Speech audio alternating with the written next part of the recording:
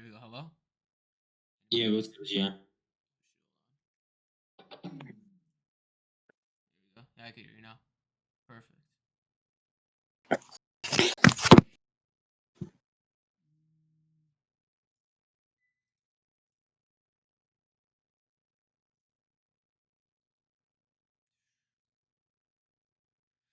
How you guys been? Good about you? Good. We could just get started. You guys got any questions for me? Start off.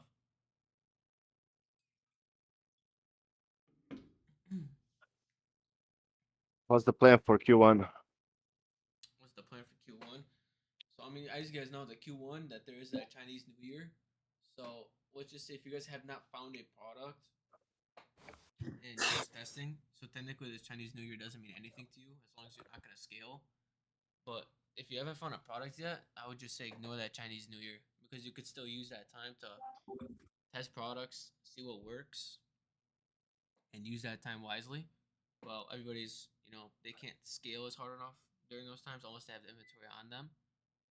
So that's the one thing about Q1 is Chinese New Year, and then obviously we just gotta find that evergreen winner for Q1. So when it comes to Q4, we can scale for Black Friday and all these other holidays. When is the Chinese New Year? From what days? I believe it's next month, usually around like 2 weeks. So I think the 10th Oh, or dang. the 20th or something. I think it's around. Double check. What did you say about the New Year? They don't ship, or is there like a discount? The Chinese New Year's they don't ship. They Oh, don't work at all. okay. That's the one thing. So most stores can't really scale unless they have inventory on hand. So that's a good time to test Gian, those products. What's up? so, like, you know how I was telling you I was going to do this stuff with the rosaries? Yeah. So, you think I should wait on that or, like, wait after the Chinese New Year or should I, like, No, start it? no, definitely start it. Definitely start it? Huh? Because Okay. it's a good way to test, as long as you test your products. Because I mean, realistically, even if you wait before or after, and we just see you don't find a winner, then you just technically wasted 2 weeks trying to find a winner. Well, during that Chinese New Year, you can find a winner. Yeah, I know what you mean. Yeah, that makes sense. Yeah, it says Chinese New Year is on February 17th, so usually it's like 2 weeks between it. How long is Chinese New Year? It's like roughly 2 weeks. I did see somebody in the Discord above. They said the Chinese New Year updates. So it says February 1st is when you. Well, that's if you're scaling. But yeah, right here, February 10th is when the carriers close, like they don't work at all. And then on February 18th is when the warehouse they're on duty. So Okay. technically, I would say the 20th they're open. So, it's only 8 days. I mean, 10 days Yeah, that they're 10 days. closed. Yeah, 10 days. Okay. February 10th to February 20th. And then sometimes they'll say like some facilities aren't open until March 1st. That's what it says on the bottom. So really, it just depends on who your supplier is.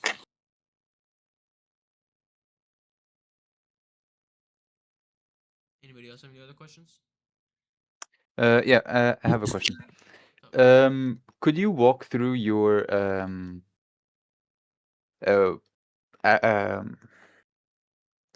lib Campaign? no, not campaigns. Your product research. So I posted a video on my YouTube for the product research method, but simply what I do is I go on Calidata, I look for products that are doing well, some like basic stuff. You go on Calidata, you look for products. Usually, because most people start on the first page, I'll skip to like the 15th to the 20th page, where that's where most people get bored and they so-called found their products beforehand. So usually past the 15th or 20th page, you got rarely anybody looking for those products. So I scroll to that page. Obviously, you have to pick what niche you're going into. Primarily me, I usually just focus on the health and beauty niche. So once I'm on that 20th page, I'll start scrolling until something catches my eye. I'll look for like 5 products. I'll put them on different tabs. And then obviously I go all the way to the bottom, and it shows you the winning creatives that they have going on. I'll look at those creatives, get a well understanding of what the product is, what it does for them, and then I'll go ahead, choose 3 out of the 5 products that I decided that I was gonna go with, and I'll go to any AI. I think ChatGPT isn't too bad, but lately somebody put me on during this AMA call. They said try Halo, so usually I'll just go there and make me some images, or they also have AI video ads too you can make. So I'll just keep testing from Calidata using image ads, or sometimes I'll grab a few of those videos, those winning videos, like 10 of them, and I'll import 3 of them. I'll edit 10 of those videos and make 3 different variants of it. That's usually how I go by for testing a product.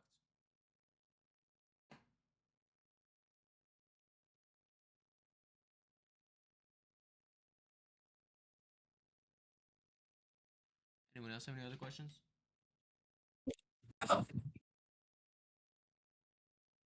I have more. Thank you. Also, do you have email flows, like with Klaviyo or something like that? So I used to be using Vitals. So that's what I'm very used to using. So it's an app. It's similar to Klaviyo, but it's a little bit more simple and easier. So I'll use Vitals for my email, SMS, and all these other different campaigns I want to use. Plus, I think they're not even that expensive as well. But I What's your found customer service setup? my customer service. Usually, I just do it myself, unless it's like a chargeback. I have chargeback app. Let me see Vitals. So for customer service, I have my email set up, and then it's a different email than any other store. So I have 2 phones. So one of my phones is strictly only has that customer support email.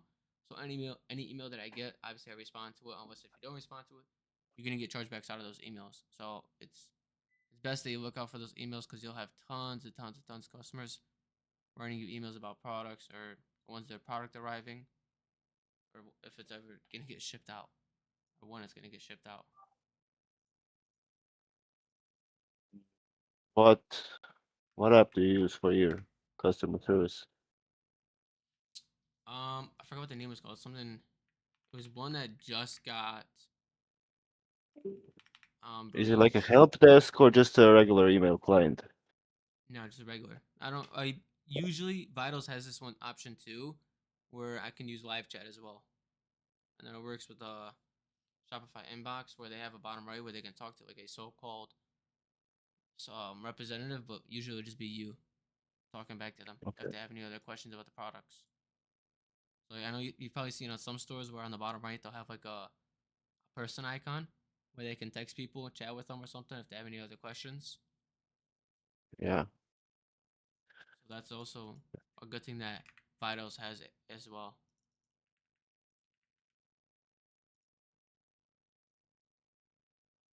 If you guys have questions, or if you're you shy, you don't want to talk or something, you can just put them also in the free chat, and I'll respond to them. I think official Adrian wrote something in the chat of this call. Did he? Oh yeah, he did. I can't remember if I asked you.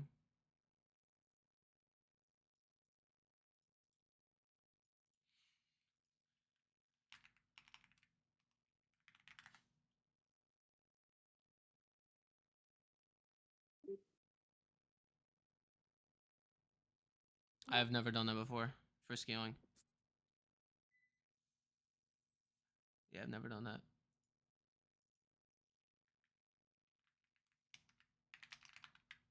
What was the question? It was. This is what he said. I can't remember if I asked you, but do you ever do LAAs? I've done this in the past, and I've done very well for scaling.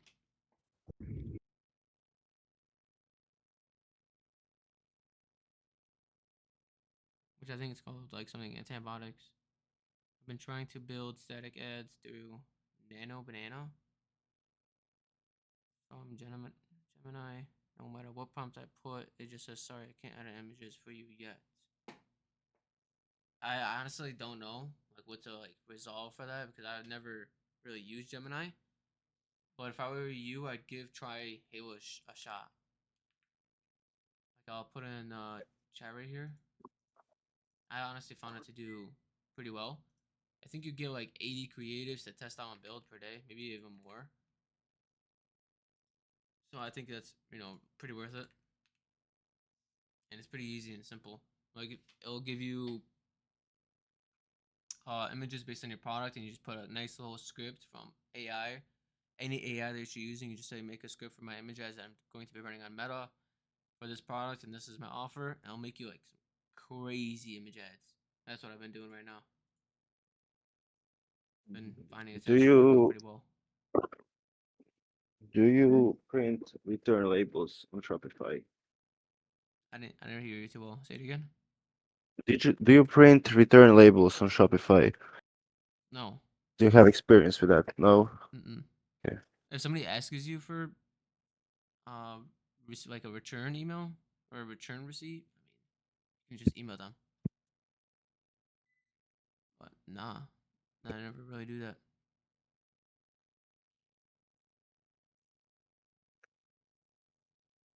Anybody else? Any other questions we can go over? Do you have suggestions on how to make sales off organic social? To make sales, honestly, I used to do organic back in like 3, 4, maybe like 5 years ago, and then I switched to paid, so I don't have too much information about that currently. Because I know you got people who are like, they have short term like, I forgot how to say this, but they're not attracted to your video too well. So I mean, I guess definitely work on that hook, and then I guess once you find a viral video on that organic platform, you just like recreate videos that are similar to it. Or if you have comments that are saying something about that product on that video, you can answer that comment throughout a video and bring back those customers and bring back those people from that video. That's pretty much what I can tell you because I don't do organic anymore, so I don't want to put you in the wrong direction. Okay, all good, thanks. Of course. I'm running paid ads for like the campaign $65, and then the ad set has 2 ads, and they're around $40 cost per conversion, and I'm getting like some sales and stuff. So I was like, I'm going to create another ad set in that same campaign. But I wasn't sure if I should increase the budget of that campaign. But then I added a new one with these new organic social posts I've been creating. Because one of them got like, okay, it was a small amount of likes, but it had like 13 shares and 2 reposts. And I feel like because it's early days, maybe that's why I haven't had a big reach with that. But I feel like people are resonating with that post. So I'm like, okay, let me try to put this in paid ads and see how it goes. Do you think that strategy is a good strategy, or do you have suggestions on how to improve it? I think it's pretty good as how you said it was, but I don't think I would up the budget. I would just keep it at 65. You said you have what, 3 videos in total? So I have 2 videos in the ad set that has like both of those 2 videos are getting conversions with like $40 or so per conversion. So I was like, I'm going to create another ad set within that winning campaign, and that has 3 videos. And I just did it last night, so I don't know how it's performing yet. Let me check. How long have you been running this product for? Since December. Is it profitable? Like, it started to be. I lost a lot of money at the start testing ads, and now I think it's starting to get momentum, and it looks like Meta ads right now is what's more profitable, but TikTok, I was losing money, I think. I guess because of like all the testing and stuff. So I was gonna wait till I get like 100 orders on my Shopify store, and I thought maybe then it would gather enough data. So then if I ran then on TikTok ads, like at least it would have enough data to know who to then target compared to like Meta ads right now. Like it seems like it actually knows who to target. Mm-hmm. Well, TikTok is a little bit different because I know sometimes for me, I find success quickly with TikTok. Like it can take like, for me, when I do testings on TikTok, I can find a product like a winning one in 12 hours. Like it'll tell me if it's a good product or not. But I know for Meta, you have to wait like a few days to like get enough data out of it. Okay, that's interesting. Also, I found out like with my TikTok, it looked like it was saying it was getting sales, but it was actually stealing Meta. But I think because some customers saw both ads and then finally converted on maybe TikTok after seeing it on Meta. Possibly, I'm not too sure. I never had that issue where they both did that. Oh, you saying like you got like one sale and then Meta says it got a sale and then also then TikTok saying it got a sale? Yeah, and then you go into Shopify and you go into marketing, and then it says most of the sales came from Meta, and it came from Meta. But there was still sales that came from TikTok. So it's just like, oh, well, I guess it was kind of like raising awareness, but then obviously it did convert. I don't know. It's just interesting. Unless my target market is mostly elderly, because I think most of the people who are purchasing are like over 30. So it makes sense why possibly Facebook is performing better compared to TikTok. Yeah, because TikTok is a little bit more of the young generation too. Yeah. But I don't have a big budget right now to play with, and I don't want to like test heaps until I have more budget to play with again. I don't want to be stupid about it, so I'm just going to stick with Meta for now, and then once I have enough budget to test TikTok again, I think I'll do that. Yeah. If you don't have enough budget, like a lot, I would just say just keep it at 65. Don't raise it. It's not really worth it. And I also have a traffic ad running with like 2 creatives, which is like just boosting my current Instagram posts, or Facebook or Instagram posts. And I did notice there was like 2 add to carts, but it's only like $10 a day. Do you think it's worth keeping that there? Because technically, like if they are adding to cart, they could potentially make a sale. And also, I'm getting that data of people who are interested but haven't converted yet. And they might then go into the pipeline of an automation email of how you left this in your cart. And they might make a sale for that. Depends. Are you running? What's your pixel set to? Is it set to like view or likes? Add to carts? Purchase. What is it? Purchase, but I'm sure the pixel is still tracking everything else, like views, add to cart. Okay, so you have a $10 campaign at purchases. Is that what you're Traffic. saying? I have a $10 traffic to boost my posts. To kind of like raise awareness, I guess, about it. Because I think maybe people need time to think about buying the product possibly. And then maybe when they see the purchase ad, then they would want to then buy it. I don't know if this is actually how Meta works, but this is just like how I'm thinking. It promotes your product RG. or your video, so it's not too bad. But honestly, I really don't run those too well. Usually, I just run those in the beginning phase. But once I get like Okay. I don't know. Well, you're deep in this, so you say you did it to like for a month now. So I would say you really don't need it unless it's performing well. How long have you been running it for? For 10 hours since December. 3 or 4 days. And I got 2 add to carts. So you're averaging what 15 hours per add to cart? Is that what you normally get from the other campaigns? Yeah, looks like it's close to it. 1 second. If it's close to or if it's even better, just raise the budget, you know? Because it could be a winner. Because you only spent $30 so far on that video.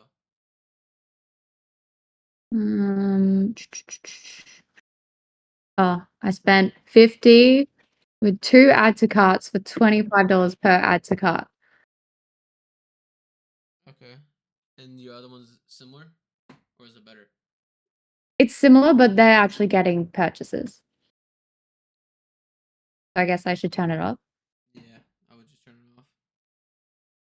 Okay. Also, because you're on like a tough budget, so you don't want to go too much on it. So if you just keep that one that you have at 65, it'll be just fine.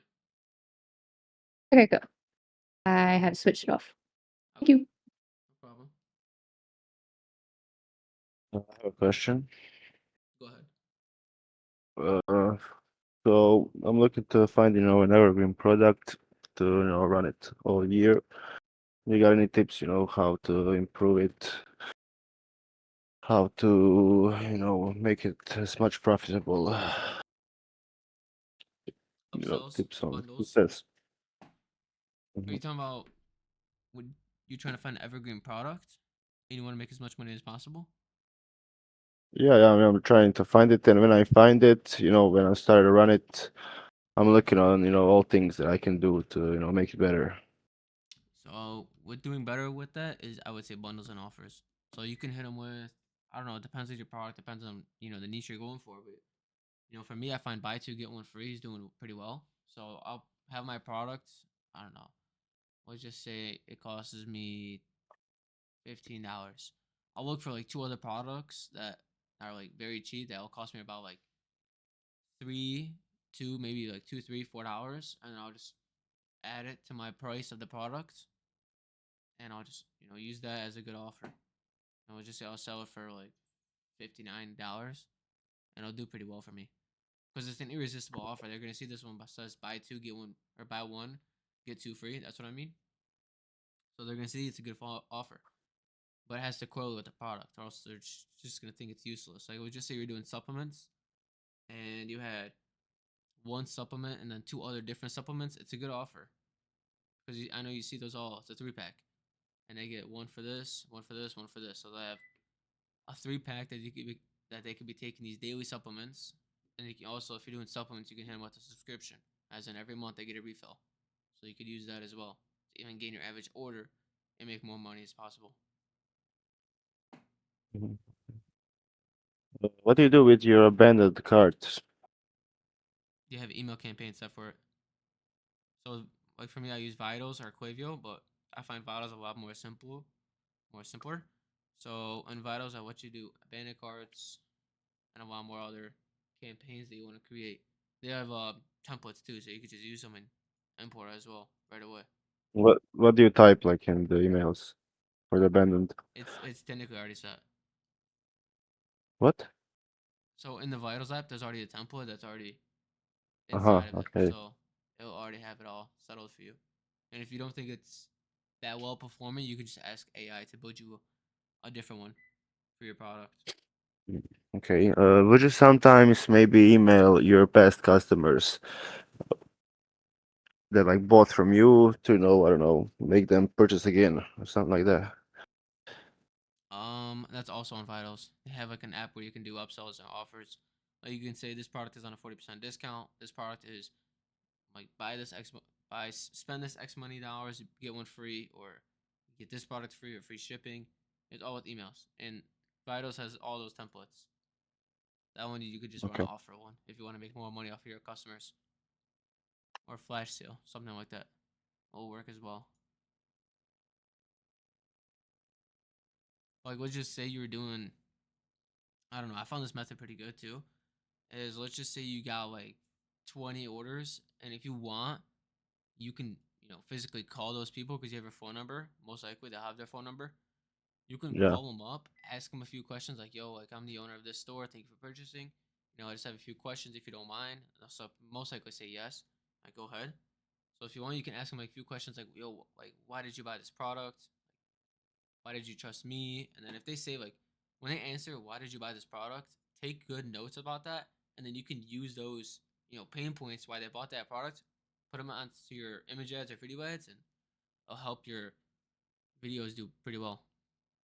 That's what I found as well. You give your old customers a call, and then add their pain points into your image ads or video ads. And it works pretty well. Okay. When you're testing a product for the first time, what are you looking in your first ads that you publish? You'll try to diversify them, make multiple ad types, or what's your strategy? Are you talking about campaigns or just creatives alone? Just the creatives. You want to have a good offer on there. You don't want to make your ad as well misleading. If you make your ad misleading, they'll click on your website and click right away, like click off. As long as you need to have a good offer inside of it, so we could just say towards the end or maybe inside the middle of the video, have a good offer in there. I always say have offer and a good hook or pain point in the video, and that should be able to sell your product as long as it's not misleading. Yeah. But if So you you make only video ads because I've seen multiple ad types you can do both. work well. You can do. Okay. For me, I do both. I do images and videos. So those are the only two I use and I focus on.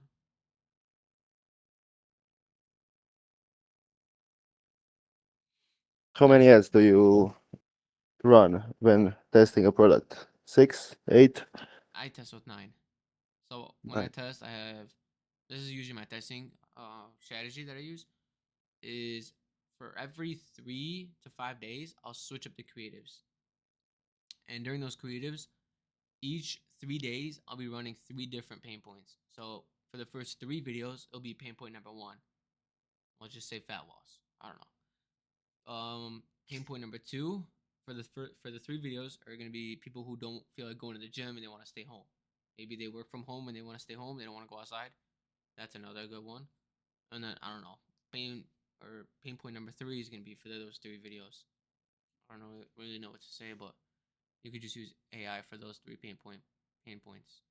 So I'll have 9 creatives in total, 9 or 10 depending on how I feel, with 3 different pain points, and I'll just test with those. And then we'll just say one pain point does better than the other. I'll create 6 more pain points of that same exact one that performed pretty well. 6 different videos. How do you structure your ads in the ads manager throughout your product? If it's a winner, for example. If it's a winner, Yeah, or just if go I'm through the testing. process. Yeah, if you're testing and it turns out it's profitable and then you wanna, scale up. Okay, I'll just tell you from the start. So from testing phase, I'll have a campaign set up. Inside that campaign, I'll have about 2 to 3 different ad sets, and then inside those ad sets, you have those 9 creatives inside of there, which is going to be flexible if you're doing videos, and then just image singles if you're doing images. So you have 9 if you're doing images, and then if you're doing videos, you're gonna have 1 in there, which is a flexible. But we'll just say that one creative does pretty well. I just simply duplicate it in that same exact campaign. I don't duplicate a different campaign. The campaign that's working very well, I'll just duplicate the ads inside of there. And for me, it just roughly does almost the same thing. Sometimes, if not, they do better. You have ad sets for each angle, right? Yes. Each ad set's different. You Yeah, could, or you could okay. just put them all in one. It's really the same thing. If you're doing flexible, you could put them all in one. But it might be Do you annoying. ever use ABO? I use what? ABO campaigns, you know. For Meta, I haven't seen them perform too well for me, but for TikTok, they perform amazing. Like for TikTok, I primarily use ABOs, but on Meta, I primarily use CBOs. Are you doing open targeting for all these ad sets, or do you have interests that you've tested and that you found winners in? I don't do interest at all. I do all broad. I don't really touch the create or the campaign aspects at all. I leave everything broad. Meta and TikTok. Yeah, I've been running a few campaigns for the past few months, and they've all been broad, and a few times have been profitable, but they're mainly break even. I feel like I have probably 2 to 3 creatives that are winners, but I feel like there's some point that's blocking kind of my time to scale. I feel like. I mean, if you're breaking even on those stores, your best thing to do is try and build your average order value up. to help you get out of that break even point. Like let's just say, upsells. Let's just say when they purchase that product, you can hit them with a great upsell after, which is called the post purchase. Or you could just have the upsell on your product page, and that does well as the same thing. So as long as you build that Yeah, average actually, order, go ahead. yeah, I actually have that right now. I average probably um my average order value right now is probably 40. Um, so from day to day, I'll get $52, a couple $52 orders, or if it's a really good deal, I'll get like a $70 order because I'm running like a buy one get one 50 off and buy two get one free. And that has helped a lot with being able to test more and spend more money. Mm-hmm. But yeah, I feel like it's just kind of I'm stuck in a spot right now where um maybe I still need to find like a better creative. I don't know. I mean, you could always test with better creators. It really doesn't hurt you. If anything, it could do better for you because those new creatives that you test, they could be a fat winner. You could scale that, but I mean, if you test creatives and they fail, it's you tried. If you keep testing, you'll have that one winner creative, which I always think it's a great thing is to keep testing those creatives. But what you could also do is keep testing a different offer. Like maybe the offer is not performing the best as it can be, so maybe you could find a different offer. Gotcha. Mm-hmm. Would you recommend expanding when you find a winner, for example, on Meta Ads, would you like open an Instagram account or a TikTok, or just expand the on social media? Yeah, I mean, on TikTok, which is called Spark Ads. So I mean, yeah, technically can do that if you want to scale. You can simply put those videos that you have inside of your account, and you could just run ads from that account. So let's just say you created a video on TikTok or an account on TikTok. So you have your TikTok account. You can paste the video that you want to run on ads. I don't know. You have that video that you want to run on ads. You paste it or you upload it as a regular video on TikTok. When you go to your ads manager, it'll have that video already in there. So you could just run ads to that exact same video, and you'll have all their comments, all the views, all the likes, everything on that one video on your account profile. So it's also good because you're building the client trust, customers trust. Like they can click in your profile and they'll see your trusted account. Oh, So okay. it does pretty well for when you want to scale because you're gonna have more trust and you're building a legitimate brand out of it.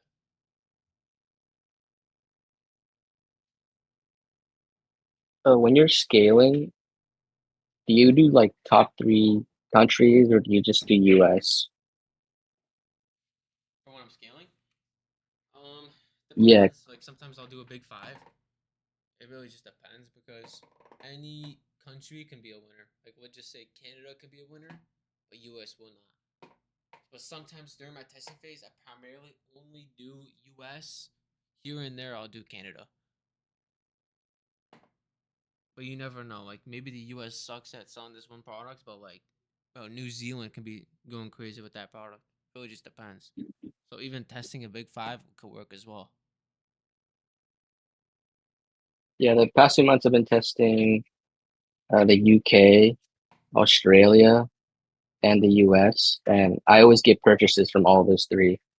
Yeah, that's what I'm saying. It's good to start testing with those big five right away instead of just waiting till scaling as well.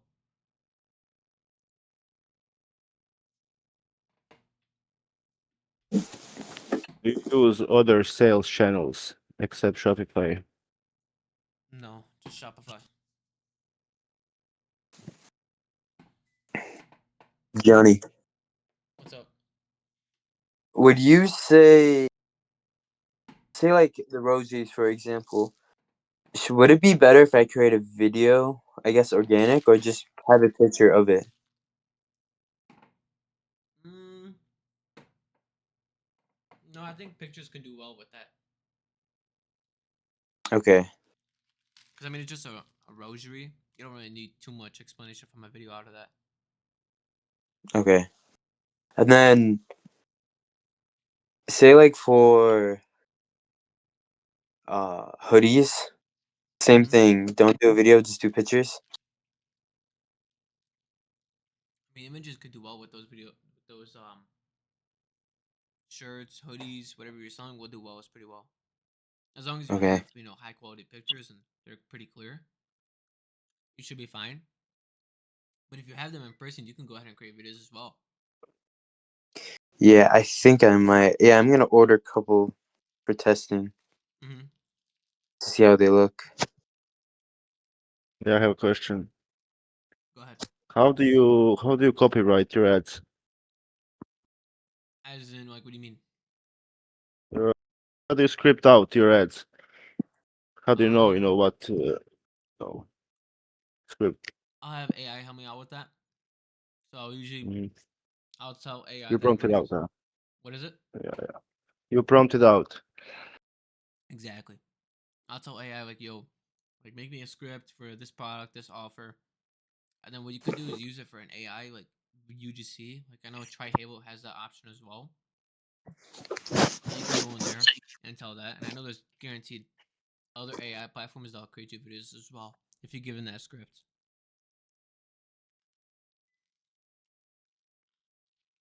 But we live in a world right now where AI can do everything for you. Like even now, And do you can have.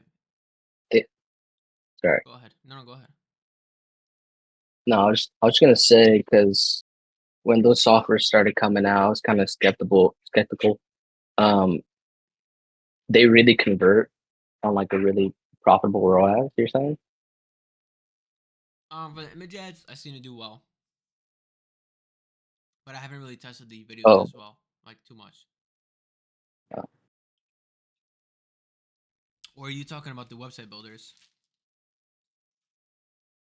no, not the website builders. I actually think those are sick because they free up a lot of your time. Mm-hmm. But yeah, it was mainly like the video UGC of AI stuff. Well, there's this one app called ArcAds. They're pretty expensive. I think they're like $10 per AI UGC, but it's technically Sora AI, but with no watermark. Sora 2. But those videos are like you can barely tell it's AI, so it sells very well. What what's that called? Pull it up right here, and I can paste it in this chat. It's hella expensive, bro. It's very expensive. Yeah, so now it's $110. For I think Oh, 10 videos per day, like per month, which is like actually very expensive. But it performed very well.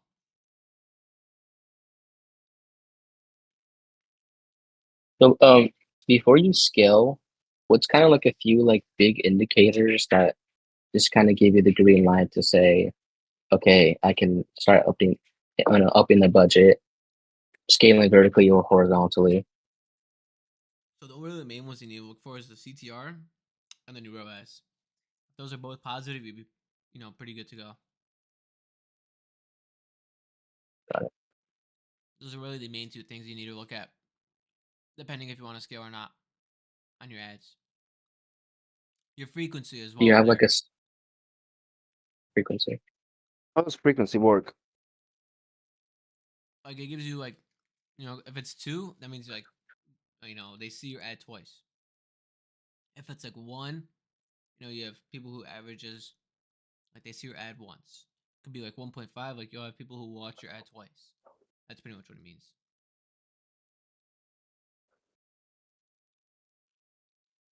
It basically tells you the ad fatigue level, right? Yeah, it shows you the average number of times each account like shows you an average number of how many times a person saw your ad. That's what it means.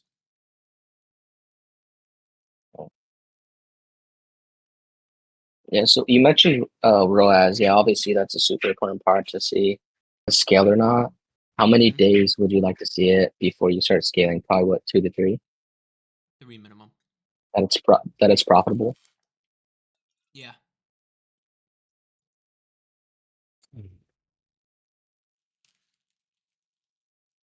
Anybody else have any more questions? I do. Have you ever used a pixel tracking software like WeTracked? I've tried Chippewa. Have you heard of that? And it's I haven't. What I heard about it was that you could see all your revenue from different stores. Oh, for which one? That Chippewa? was just it. Triple, yeah. So I like Chippewa because it imports your ads, it imports your products, and your store revenue, and then you can add also like any other miscellaneous things like shipping fee, credit card fees, shipping costs. You can add all of that with Chippewa, and it'll show you like your net profit. It'll show you all the statics of it, which I found that pretty well. Pretty useful, and it's all free. You don't have to pay for that. That's cool. But Yeah, what I meant was the pixel, like for tracking Facebook customers and events across your stores. No. As in, like what Jenny mentioned earlier was a customer went or clicked and added to cart, but then didn't convert. But a while later, another ad from another platform, it had the conversion. And what I heard was that the pixels could help keep track of everything and keep an audience in check and more like focus down. So I wanted to know if you've used it before. Mm, like I said, Chippewa has it all. So on Chippewa, there's Okay. like a website analytics where it'll show you like the conversion rate, the amount of like sessions you got on that page, the amount of purchases, the add to carts, your add to cart percentage, your I don't know new users who purchase. It shows you all those analytics as well. So it shows you um how many people have purchased from you compared to Meta. Like it could be different than one another. So that's what I use is Chippewa. Chippewa has like it all.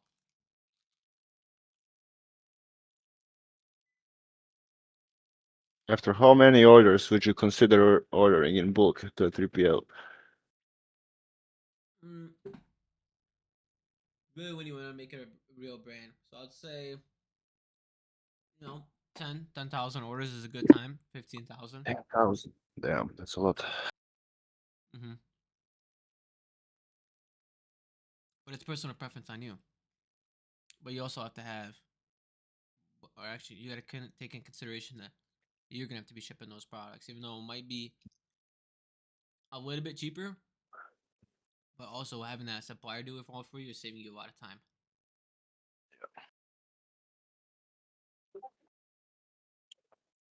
You can use Vitals to create an upsell, but instead of Vitals, I use this one app called Catching.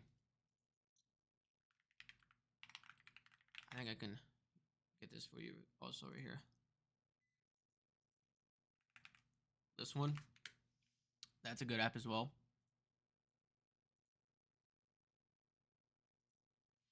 I've liked using this one a lot more than Vitals because it can integrate with your add to carts.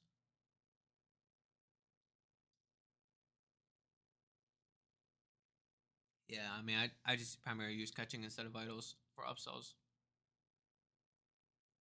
I mean, it depends on what theme. Like, if you're using the Shrine theme, you can use it through Shrine.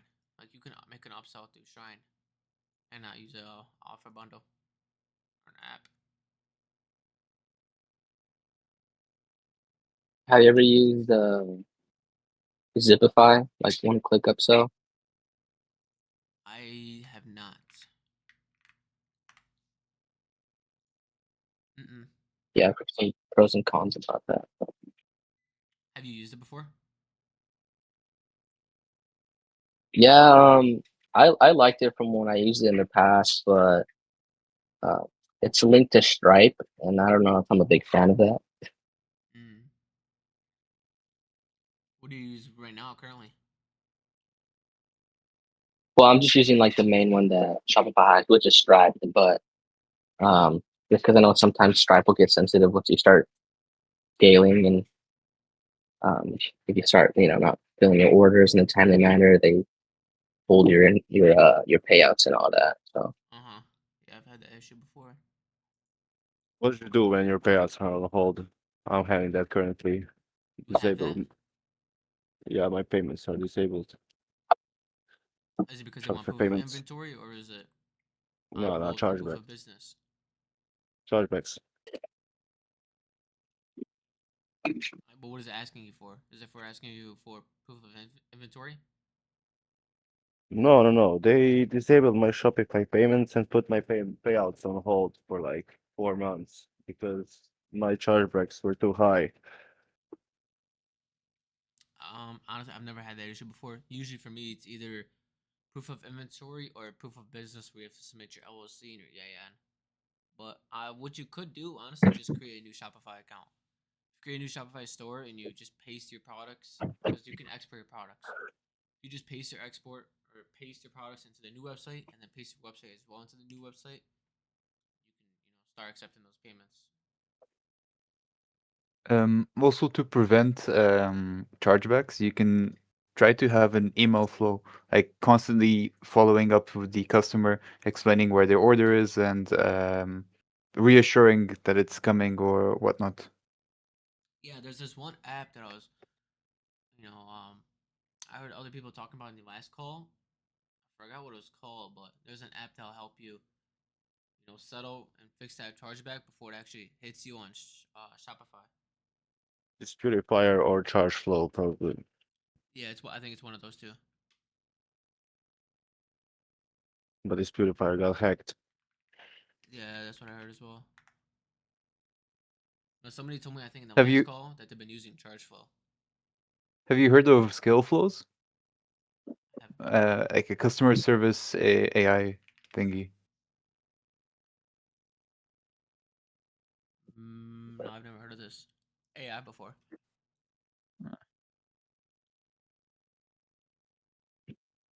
I'm thinking of you setting up a help desk and like an AI agent, to talk to my customers, to make it simpler.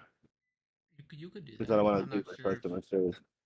yeah, I'm not sure what app has the AI for that, but I know you definitely probably can get that. I mean, if you're tech savvy, you can also use N8N and Make to make your own in-house AI. To once you receive an email, it sends an email automatically after a few minutes to the customer using ChatGPT or something like that. But that's if you're tech savvy for that. Can you like when they send an email, can you send a reply with an automatic ChatGPT response that prompts out the reply to that exact email? That would be good, probably. If you understood me. Um, you can. I'm pretty sure you can create something like that within those the two tools I just mentioned, N8N and Make. You really have to get your hands dirty with technicalities and stuff. It's time consuming, but if you want that, you can do that. It's instead of paying a service for that. Yeah, okay.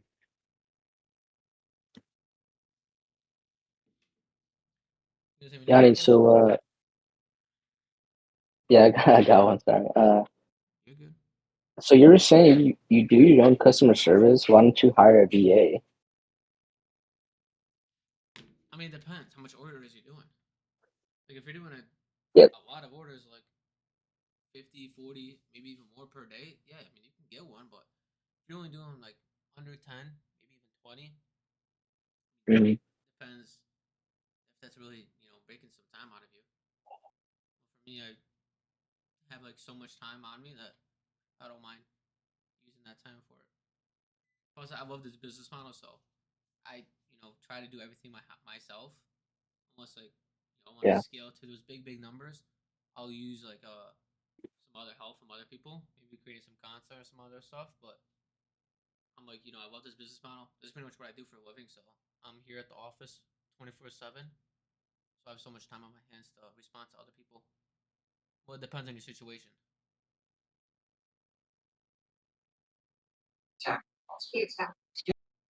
Yeah, yeah. Yeah, I just didn't know if like yeah, so yeah, it sounded like it's a preference thing that you have time on your hands to to do it yourself. Yeah, but like if I want to scale to those big numbers, like a big brand, yeah, I'd get a VA. But at the Okay, moment, like, yeah.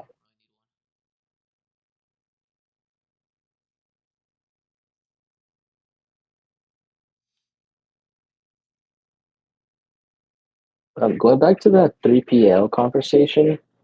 So, are you not doing like a 3PL right now? Is that what you said as well? need one. Are you talking about me? Yeah, yeah. I usually just have a private one. If I want to go 3PL, Oh, I'd probably go with. I find ZenDrop to be the most, useful for me back then. mm, I know I've heard bad things about DNS or DS, but I've also heard good things about CG dropshipping as well. CJ is pretty cheap. hmm Yeah, I've heard good things about that one. yeah, but I like ZenDrop. I feel like CJ drop shipping was kind of, I don't know. I feel like ZenDrop actually finds like decent suppliers. I don't know about CJ drop shipping, but Yeah, I uh, don't use CJ anymore. Even back then, I primarily only used ZenDrop because ZenDrop was a little bit more simple and it was just so easy to use. With ZenDrop, yeah, just that's kind why of, I like it. yeah, plus CJ dropshipping looks like everything's all over the place. But I've heard bad Exactly. things about Auto DS, so I never really used that. I tried using it once, never again. Yeah.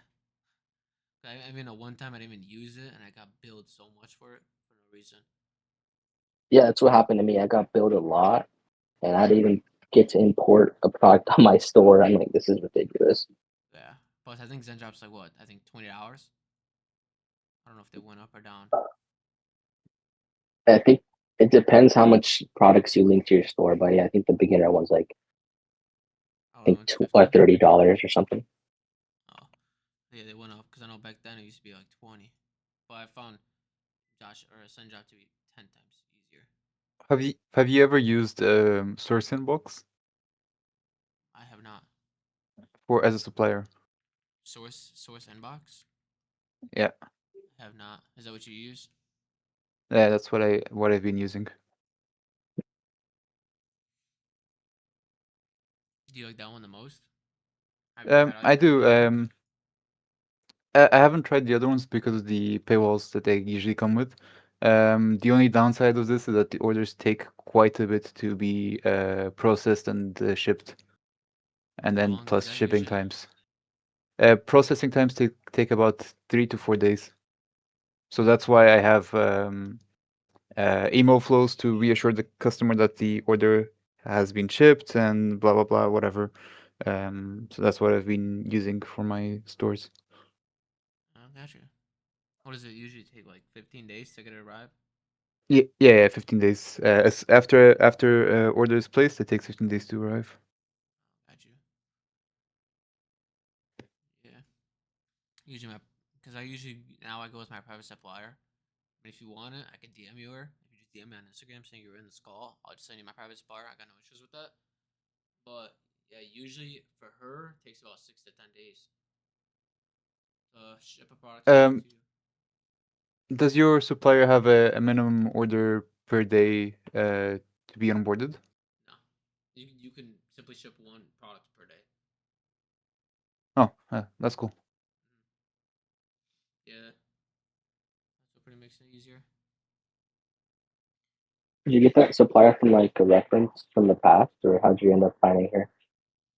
Back then, one of my friends told me I should go with her, and I've been using her for about 2 years now. So I just stuck with her ever since then. So I built like a reputation with her. Plus, I get all my friends or people who text me on Instagram. They need help finding a product. I'll send it to her. So usually I give her good referrals. But if you want her, you could just DM on Instagram or DM me on Instagram, and I'll just send it to you. But you gotta talk to her through WhatsApp. I feel like it's pretty common when it comes to talking to a private supplier. Yeah, mainly because they're overseas, so that's why it makes it a lot easier to text over WhatsApp. Yeah. You guys have any more questions before I start wrapping this up?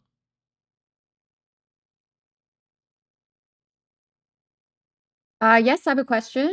So, would you recommend hiding your shipping tracking number if it's getting shipped from China just to build trust with the customer? No, not really necessary because I mean they'll be asking for that shipping number, the tracking number. They're gonna be asking where's it at. So you don't hide it? Mm-mm. Are you talking about like tracking number, Uh, like just for them to see where the product is at?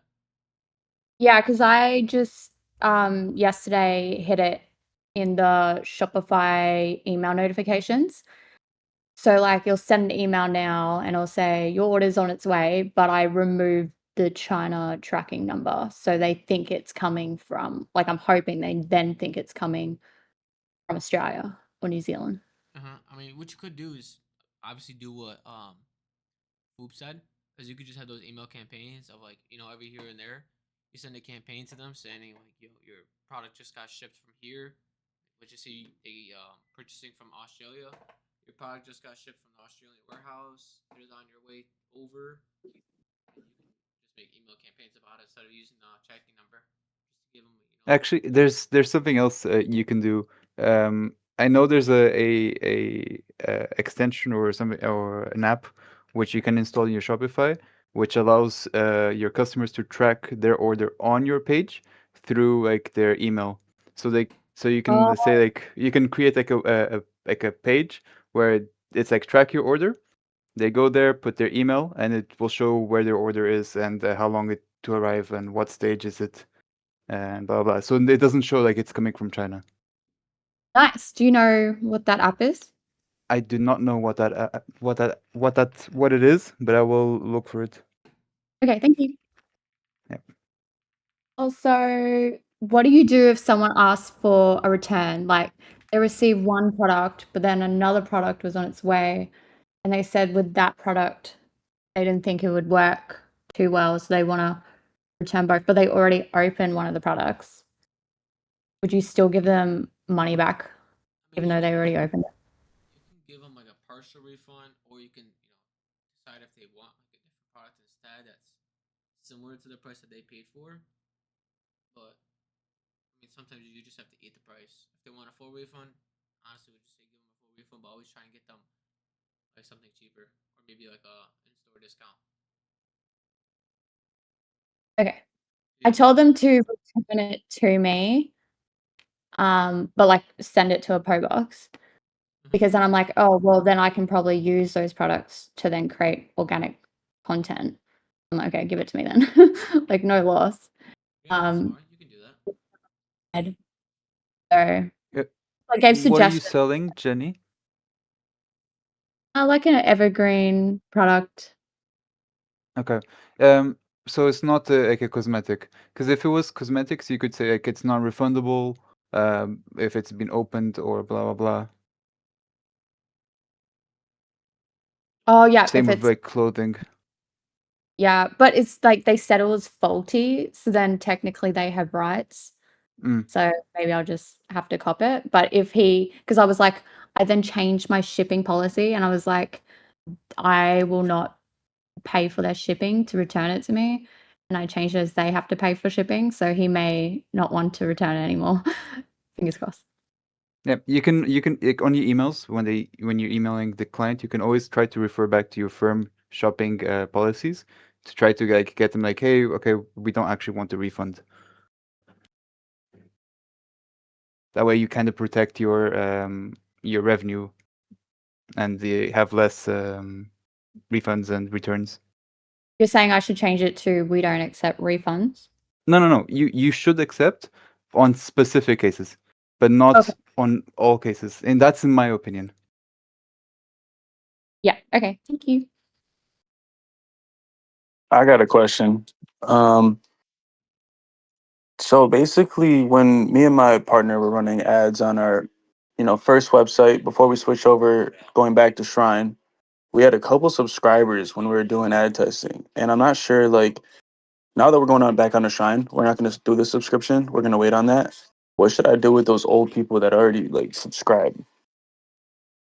I would say just email them, let them know that they are currently not subscribed because I don't think. Did you have an app set up for that, or was that off of that one website that you built it off of? Yeah, that was through Lovable, and that's what we were thinking is possibly just follow up with an email, letting them know that like we stopped doing that or whatever. But Yeah, I'll definitely email them, follow up with them because I don't think it's gonna transfer even.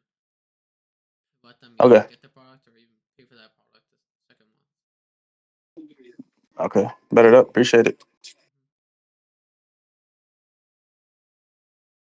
Anybody else have any more questions? Yeah, I have one more question. What's up?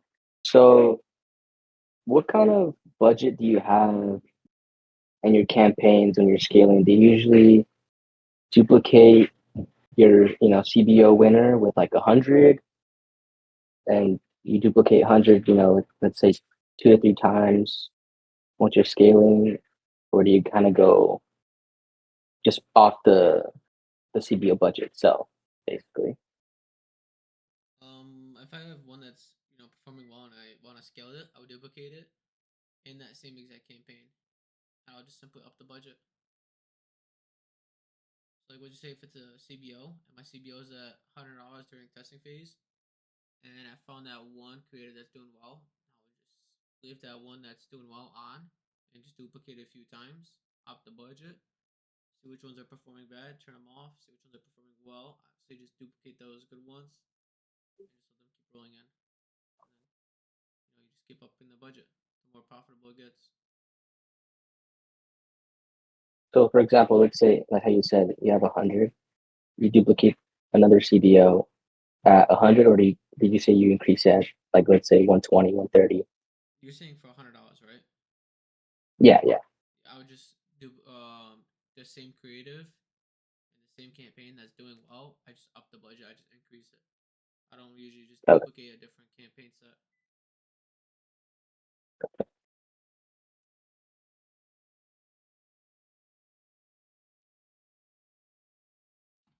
Anybody else have any more questions?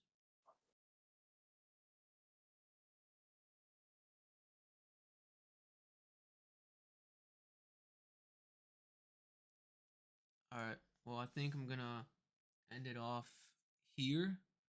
I'd say this is a pretty good, successful AMA call. I did as well recorded, so I'll probably make a separate category saying recorded AMA calls and just start pasting them in there. But yeah, it was glad talking to you guys. It was a good AMA call for like a pretty last minute. I just made that poll not too long ago, not even 12 hours ago, and yeah, you guys showed up, so I do appreciate that. But yeah, I'll see you guys on the next AMA call, which will probably be next week. All right. All Thank right. you. Thanks, Yanni. Thank you. Of course, no problem. I'll see you guys later. Peace. Peace. Bye.